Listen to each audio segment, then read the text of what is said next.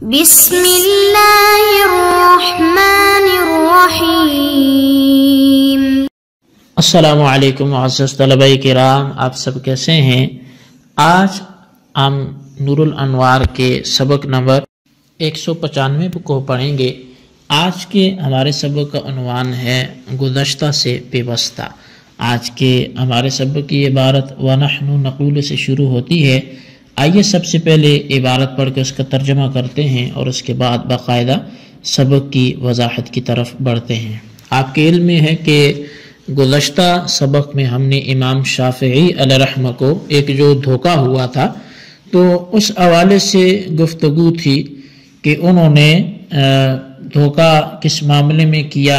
اور کیا نہیں بلکہ ان سے دھوکہ سمجھنے میں غلطی ہوئی، تو اس وجہ سے پھر ہمارا اور ان کے درمیان زہار کے کفارے میں جو غلام آزاد کرنا ہے اس کی تفصیل میں کچھ اختلاف ہو گیا، اور اس پر امام شافعی علیہ رحمہ کا موقف وہ گزشتہ سبق میں پیش کیا گیا۔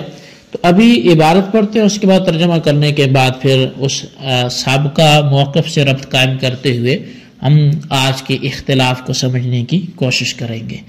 تو مصنف علیہ رحمہ لکھتے ہیں وَنَحْنُ نَقُولُ إِنَّ تَخْصِيصَ الزَّمِنَةِ لَيْسَ بِتَخْصِيصٍ بَلْ هُوَ غَيْرُ دَاخِلٍ تَحْتَ الرَّقَبَةِ الْمُطْلَقَةِ إِذْ هُوَ فَائِتُ جِنْسِ الْمَنْفَعَةِ۔ اور ہم کہتے ہیں کہ بے شک جو زمانہ کو خاص کرنا ہے، یعنی اپاہج کو جو خاص کرنا ہے، یہ تخصیص نہیں ہے بلکہ یہ تو رقبہ مطلقہ کے تحت داخل ہی نہیں ہے، اس لیے کہ اس کی جنس منفعت فوت ہو چکی ہے۔ وَالرَّقَبَةُ الْمُطْلَقَةُ مَا تَكُونُ سَلِيمَةً عَنِ الْعَيْبِ، اور رقبہ مطلقہ تو وہ ہوتا ہے جو عیب سے سلامت ہو۔ وَالْمُدَبَّرَةُ غَيْرُ مَمْلُوكَةٍ مِّن وَجْهٍ، اور رقبہ مدبرہ وہ ہے جو کہ من وجہ مملوک نہ ہو۔ فلا يتناولها اسم الرقبۃ، تو پس ان دونوں کو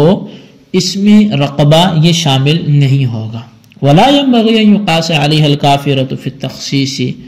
اور اس پر پھر کافرہ کو قیاس کرنا تخصیص میں یہ مناسب نہیں ہے۔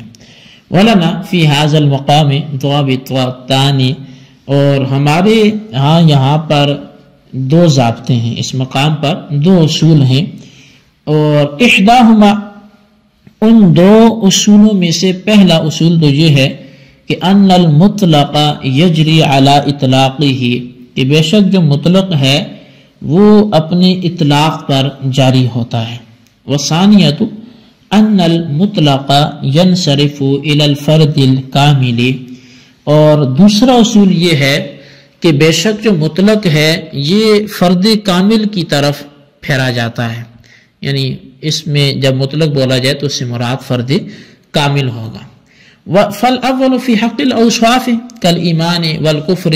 وَالثَّانِي فِي حَقِّ الذَّاتِ كَالزَّمَانَةِ وَالْعَمْيِ، تو پس جو پہلا ہے یہ اوصاف کے حق میں ہے جیسا کہ ایمان اور کفر، اور دوسرا جو ہے یہ ذات کے حق میں ہے جیسا کہ اپاہج ہونا، اندھا ہونا۔ وقال صاحب التلویح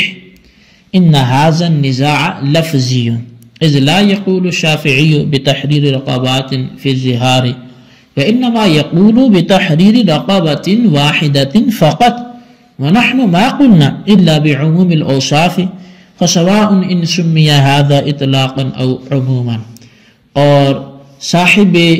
تلویح نے یہاں پر فرمایا کہ یہ نزاع لفظی ہے، اس لیے کہ امام شافعی علیہ رحمہ زہار میں چند رقبات کے آزاد کرنے کے قائل نہیں ہیں بلکہ صرف ایک رقبہ آزاد کرنے کے قائل ہیں،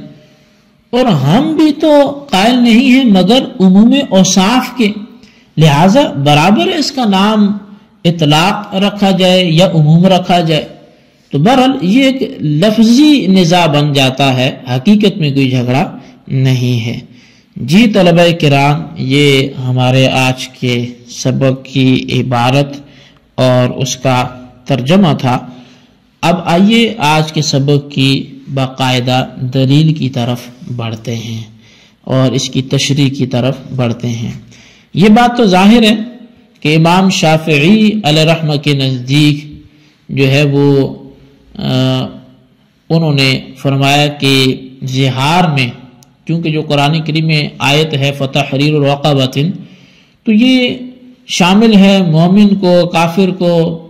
کالے کو، سفید کو، اپاہج کو، مجنون کو، اندھے کو، مدبرہ کو۔ تو اب ان میں سے اجماع کی دلیل کے ذریعے اپاہج اور مدبرہ کو خاص کیا گیا۔ تو امام شافعی علیہ السلام نے فرمایا کہ پھر ان پر قیاس کرتے ہوئے میں نے وہ کافروں کو بھی ان میں سے خاص کر لیا۔ اب اس پر جو امام شافعی علیہ رحمہ وہ کہتے ہیں کہ جب اپاہج اور مدبر وغیرہ کو بالاجماع خاص کیا گیا تو میں ان پر قیاس کر کے کافر کو خاص کر لوں گا، یعنی میرے نزدیک کافر رقبہ کا آزاد کرنا بھی کفارہ زہار میں معتبر نہیں ہوگا،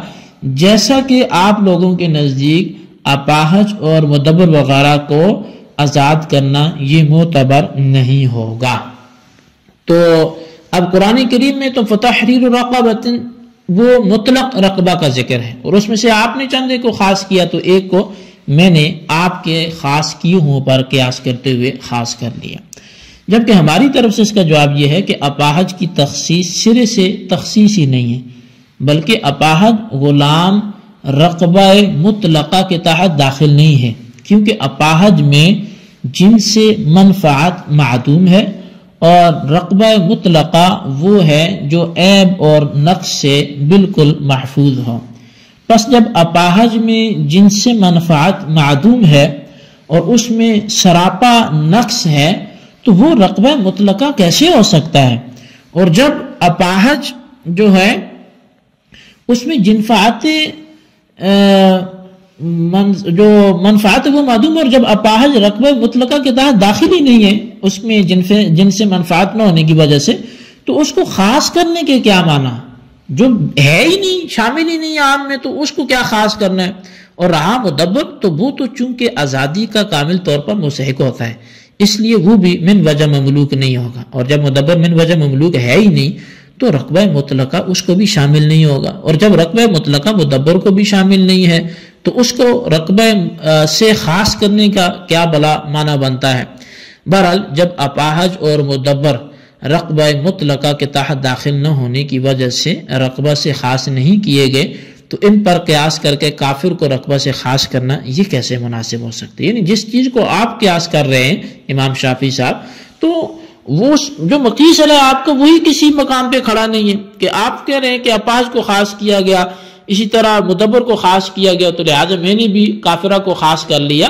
تو اپاہج اور مدبر کو خاص کیا ہی نہیں گیا بلکہ عام ان کو شامل ہی نہیں ہے۔ امام شافعی کا مستدل یہ ہے کہ اللہ تعالیٰ کا فرمانا انما قولنا لشیء، تو کہ جب یعنی ہمارا قول کسی چیز کے بارے میں جب ہم اس چیز کی ایجاد کے ارادہ کرتے ہیں تو پھر ہم اس سے کہتے ہیں کہ کن فیکون، کہ وہ ہو جائے تو پس وہ ہو جاتی ہے۔ ملاحظہ فرمائیے آیت میں جہاں پہ انما قولنا لشیء، جو شیء ہے یہ نکرہ ہے اور مثبت ہے اور تمام اشیاء کو شامل ہے، کیونکہ اللہ تعالیٰ کی قدرت تمام چیزوں کو شامل ہے، پس ثابت ہو گیا کہ نکرہ کلام مثبت میں بھی عموم کا فائدہ دیتا ہے۔ ہماری طرف سے اس کا جواب یہ ہے کہ آیت میں لفظ انما نفی اور اس بات کے معنی میں ہے، لہذا آیت کے معنی ہوں گے کہ لیس قولنا لشیء، کہ ہمارا یعنی جب ہم کسی چیز کی ایجاد کا ارادہ کریں تو ہم اس کے لیے ہمارا قول نہیں ہوتا مگر ہمارا قول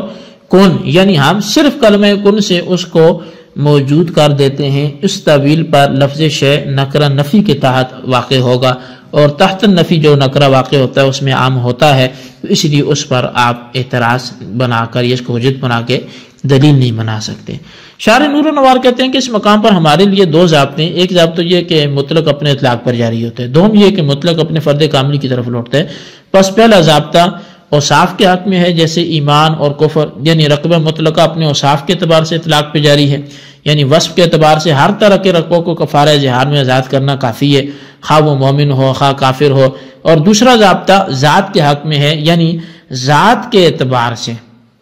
اور اعضاء کے اعتبار سے رقبہ مطلقہ فرد کامل کی طرف لوٹے گا، لہذا اس دوسرے ضابطے کے اعتبار سے رقبہ مطلقہ سے اپاہج اور نابینا خارج ہو جائیں گے، کیونکہ اعضائے خلقت کے اعتبار سے دونوں کامل نہیں ہیں بلکہ ناقص ہیں۔ اور صاحب تلوی نے کہا کہ اوصاف کے اعتبار سے نکرہ مطلقہ کے کلام مثبت میں عام ہونے یا عام نہ ہونے میں احناف و شوافی کے درمیان جو اختلاف ہے وہ لفظی نزاع ہے، ورنہ حقیقت میں کوئی اختلاف نہیں ہے، کیونکہ کلام مثبت میں اگر نکرہ واقع ہو تو اوصاف کے اعتبار سے مطلق ہونے کی وجہ سے شوافی اس کا نام عموم رکھ دیتے ہیں اور حناف اس کا نام عموم نہیں رکھتے بلکہ اس کو مطلق کہہ دیتے ہیں۔ انجام دونوں کا ایک ہی ہے۔ بہرحال جی یہ ہمارا آج کا سبق تھا جو آپ نے سنا، اور اس کو سمجھنے کی کوشش کریں، اس کے خلاصے کو اپنے رجسٹرز پر ضرور لکھیں، بالخصوص ان سوالات کے جوابات دیں۔ سوال نمبر 1 یہ ہے کہ امام شافعی زہار میں جو کافر غلام ہے اس کی نفی کیسے کرتے ہیں، ان کی دلیل تحریر کریں۔ اور سوال نمبر 2 یہ کہ صاحب تلویح کا اس حوالے سے کیا کہنا ہے، اس کی بھی وضاحت کریں۔ اللہ تبارک و تعالیٰ سے دعا ہے جو کچھ ہم نے پڑھا سنا اسے یاد رکھنے کی توفیق نصیب فرمائے، آمین بجاہ النبی الامین صلی اللہ علیہ وسلم۔